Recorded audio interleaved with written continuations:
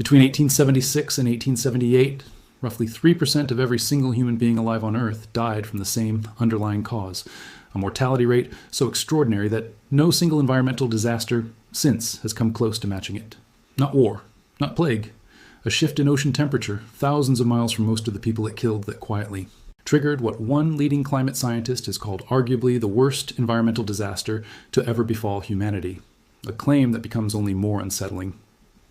The more closely researchers examine the underlying data, somewhere between 30 and 60 million people lost their lives, and almost none of them ever understood what had actually happened to the sky and sea that decided their fate.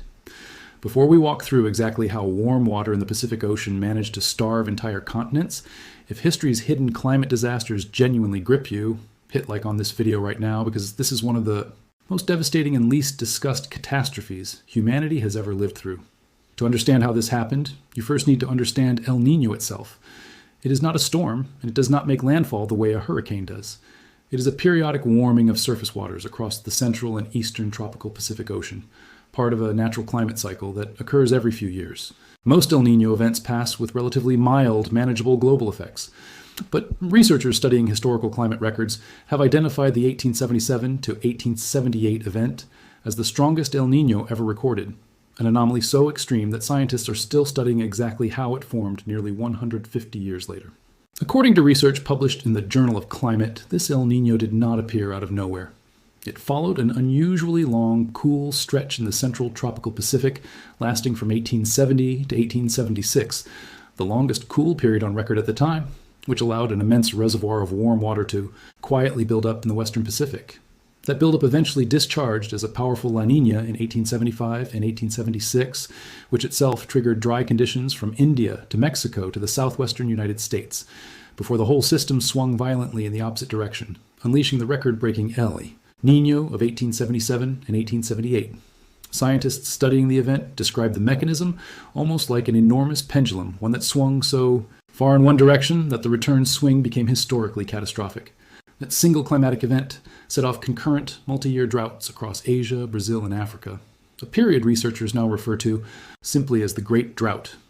Rainfall records, some stretching back 175 years, confirm just how severe the water shortage became, while tree ring analysis suggests the drought that struck Asia was the worst in 800 years or more.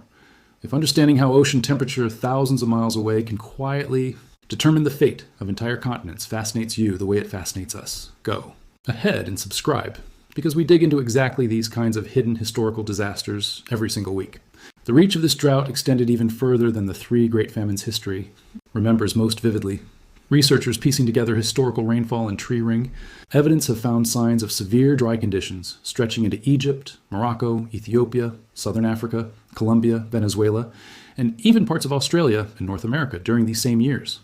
Most of these regions did not experience famine on the same catastrophic scale as India, China, and Brazil, but the sheer geographic footprint of the underlying drought illustrates just how far-reaching a single, extraordinarily powerful El Niño event can become once it fully develops. Few climate events in recorded history have left fingerprints across so many disconnected corners of the planet simultaneously, beyond the raw mortality statistics. Historical accounts from the famine years describe scenes that are difficult to fully comprehend from a modern vantage point. Families in India reportedly resorted to eating grass, bark, and even leather in a desperate attempt to survive, while relief camps meant to provide food and shelter were frequently overwhelmed, unable to accommodate the sheer number of starving people arriving from surrounding districts. In China, entire villages were documented as being completely abandoned, their populations either dead or scattered in search of food elsewhere, leaving behind a landscape of empty homes that travelers described as eerily silent. These were not abstract statistics to the people living through them. They were neighbors, children, and entire extended families disappearing within the span of a single terrible harvest season. Let's start with India, where the human toll was staggering. The Great Famine of 1876 to 1878 struck the Madras and Bombay presidencies along with the princely states of Mysore and Hyderabad, eventually spreading into central and northern India as the crisis deepened through 1877.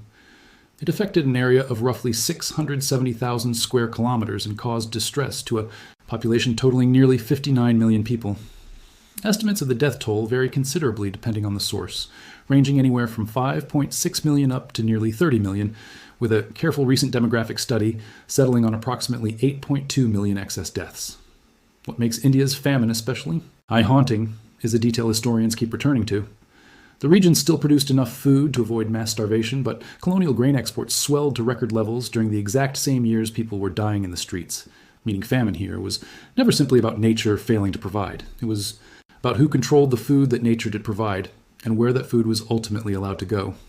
Florence Nightingale, following the crisis from Britain, wrote in 1877 that the more one heard about the famine, the more one felt it amounted to a hideous record of human suffering the world had rarely seen, a reaction from one of the era's most respected humanitarian voices that captured just how shocking the scale of death had become even to contemporaries living through it.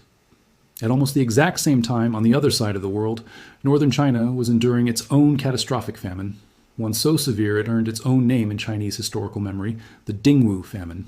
Drought-induced crop failures swept across Shanxi, Jili, Henan, and Shandong provinces between 1876 and 1879, ultimately killing somewhere between 9.5 and 13 million people. Shanxi province alone lost an estimated 5.5 million lives, with Jili, now known as Hebei, losing a further 2.5 million. Entire regions of the Qing Empire were emptied out within the span of just a few years, a demographic scar that lingered in local memory for generations. Meanwhile, in northeastern Brazil, the disaster known as the Grande Seca, the Great Drought, devastated the region, with death toll estimates ranging from roughly 500,000 up to nearly 2 million people, figures that vary depending heavily on which historical records and demographic methods a given researcher chooses to trust. Families fled the parched interior for coastal cities in desperate search of food and water, permanently reshaping the demographic and economic map of Brazil's northeast for decades to come.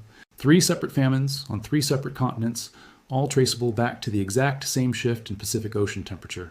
That is the detail that keeps modern climate scientists studying this event so intensely. IT was never 3 unrelated tragedies that simply happened to occur around the same years. It was one interconnected climate catastrophe, playing out simultaneously across entirely different societies, economies, and political systems, each one experiencing the same underlying environmental trigger in catastrophically different ways.